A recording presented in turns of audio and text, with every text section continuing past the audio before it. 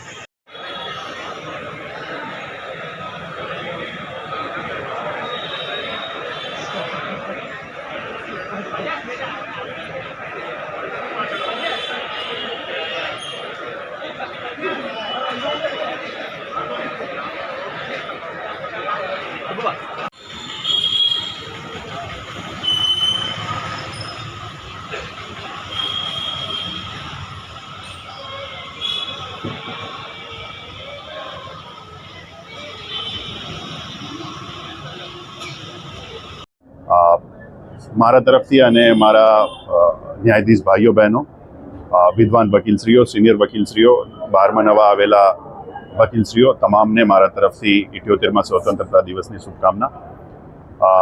છેલ્લા 78 વર્ષમાં ભારતે ઘણી પ્રગતિ કરેલી છે અને સેન્ચુરી પૂરી થવામાં 22 વર્ષ બાકી છે। હું એવી આશા રાખું કે અમે બધા જ જે જ્યુડિશરીના ભાગ છીએ એ પણ દેશની પ્રગતિ અને ઉન્નતિ માટે ખૂબ સારા પ્રયત્ન કરીશું અને જ્યુડિશરી એક એવી સિસ્ટમ છે કે જે દેશને આગળ વધારવામાં સૌથી અગ્રેસર રહી છે।